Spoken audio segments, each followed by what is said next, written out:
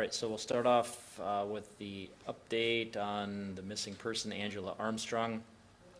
There is an autopsy that's being done this morning, so we don't have positive confirmation on the person that was found, but we did find her vehicle yesterday.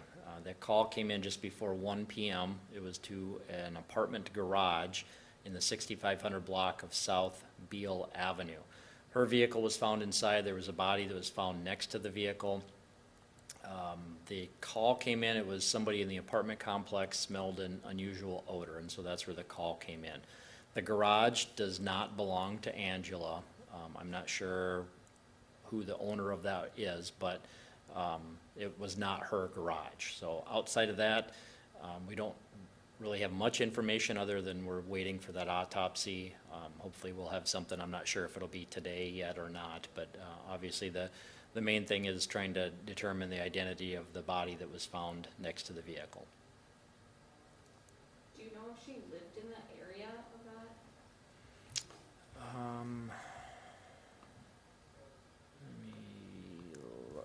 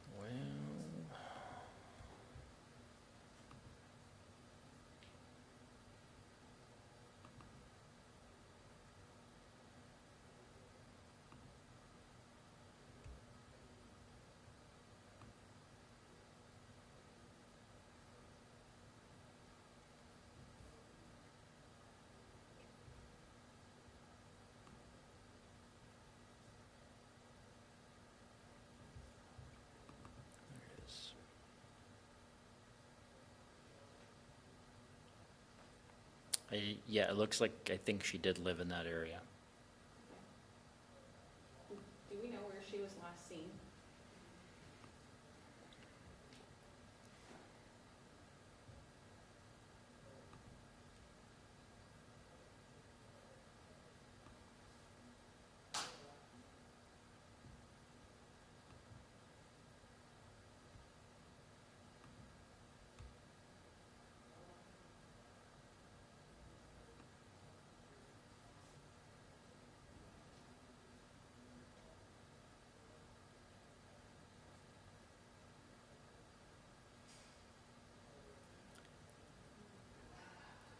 I believe it was on the 3rd. Do we know where though? Like, was she last seen at her residence or with family or something like that? Yeah, it was, so I was just looking through the initial report.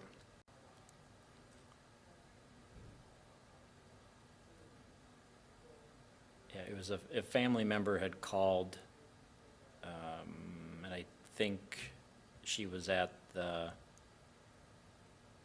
I don't know if it was her home or the family member's home, but they were together, and then I just, after skimming that, it looks like she had left, and then it was soon after that that the report was made. And so it was there's a wellness check, or just complaints about an odor by a neighbor at the apartment complex? Yeah, I don't know who it was that called it in, but somebody smelled the odor that was unusual. The initial report was a check the well-being or missing person report. Is there anything to indicate where she was supposedly going after she left? No, and that was one of the things that was concerning, is because this was very unusual behavior for her, and we didn't have any indication where she was going to go. On that note, since she was living in that area and she was found in a garage that was not hers, can you kind of explain or talk to the challenges of why it may have taken so long to find her, even though she find the individual? Sure. Well, we can't just go and search garages. I mean, that's somebody's property. The same thing as we can't just walk into somebody's house or apartment. To do that, we have to have probable cause or some type of crime, and then a judge has to grant a search warrant to be able to enter somebody's property, their dwelling, their, garage in this case. So, we've been exhausting every way that we can to try to find her. Obviously, cell phone's the one big thing, but we weren't getting a whole lot of information back from that. To be found inside the garage, I mean, it kind of makes sense. That's why nobody found her car. And we thought that would have been the one thing that people would have been able to see, is a car that had been parked in a place for a number of days or weeks even. Since it was inside the garage, obviously that's why nobody was able to see that car. I think in that apartment complex, there's quite a few garages. We just aren't able to go and randomly check garages just to see. We're not able to do that. In this case, I mean, there's just been a lot of challenges. I mean, we knew that it was unusual behavior.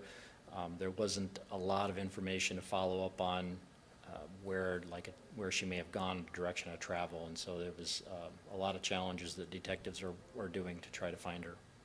Did anything look out of place in the vehicle? I'm sorry? Did anything look out of place in the vehicle? I don't have details on that. I know the detectives were out yesterday after the call, and they were processing it. And I mean, as far as that goes, it's really no different than any other unattended death. They always go out, they always investigate it, they certainly look if there's anything suspicious. The big key component to that is the autopsy, and that's being handled this morning. I'm not sure exactly when we're going to have results from that. It depends. If there's any obvious trauma, the coroner can let us know. I don't know that we had any initial indication of that, but again, we'll have to wait for that autopsy. And then the other component to that is toxicology, and that could take weeks. I mean, we've seen that before. 4 to 6 weeks is a pretty standard time frame for a toxicology report to come back. So toxicology is something that's being looked at? That's the coroner's call, but I believe that they almost always do that when they perform autopsies, but you'd probably have to check with the coroner's office. I know the deceased individual hasn't been identified, but there is a social media post going around that mentions Angela Armstrong has been identified and that family's been notified. Can you speak to that in any way? We have not positively identified the body. There are some similar characteristics like height and weight with this person that was found and Angela, but I think detectives were talking to family and let them know that we found her car and that there was a body. Outside of that, we can't say that this in fact is Angela, and people may be speculating, but we obviously can't speculate. We need to wait until we have definitive answers, and so the autopsy would be able to confirm that. The caller who called in about the smell, obviously that smell was strong enough for someone to notice. How does the possibility of decomposition play a factor? That's probably another question for the coroner. Decomposition with the body, there's any number of different factors that play into that. So I mean, I could guess at some of that stuff, but I think it's better coming from the coroner. We investigate those things. Sometimes you're able to see some obvious trauma or obvious injuries, but anytime that there's a death, we always defer to the coroner to determine, that cause of death, that the manner of death. And so decomposition, that certainly could play a part in that, but there's a reason they do the autopsies, and the coroner we have is very good at determining the manner and cause of death. Do we know if she has any connections to that apartment complex? I don't. Nothing to indicate she may have been going to visit friends or maybe a boyfriend or significant other at the time? No, at this point, we still have the open investigation, so I'm not able to get into all the details on that, but I guess best I could say is we just don't have any indication why she was there, or why that person was there. Okay, on the log, the only big thing I had on the log was one of the narcotics. This was about 2 o'clock yesterday. We had members of the Sioux Falls Area Drug Task Force that were granted a search warrant, and they served that search warrant at an apartment.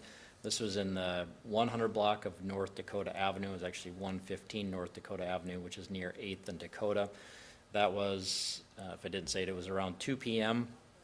The initial tip, I guess, was a odor of marijuana coming from that apartment. They were able to use that information, get the search warrant, and when they went there, they found just over 4 pounds of marijuana, 4.13 pounds. There was some paraphernalia. We had a lot of bags, a scale. There were also some marijuana edibles that were found, and then a handgun. We had 2 people that were arrested for possession of marijuana, 1 to 10 pounds, possession of marijuana with intent to distribute, and paraphernalia. Both of those people were arrested. I guess the one unusual thing is when detectives were going to serve the warrant, as they were at the door, and I don't know if they were making entry or if they had knocked on the door, we had other members of the task force that were outside. Somebody threw a bag of marijuana out the window and ended up landing on the sidewalk, so they had to clean up that. But the 2 people that were arrested,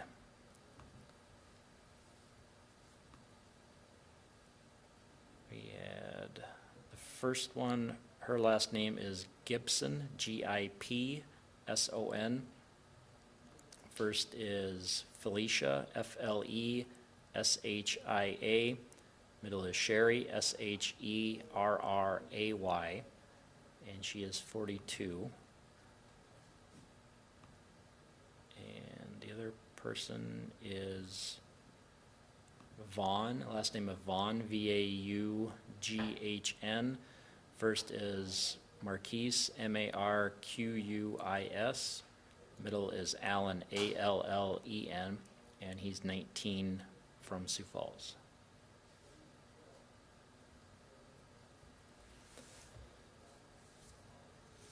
And other than that, there's not much. The aggravated assault, that was a domestic, somebody threatened with a knife. The arson, that was the house fire we had.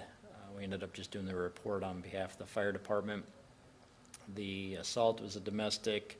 The burglary, we had a business that was entered, an apartment, a vacant house, and then a job site had some tools.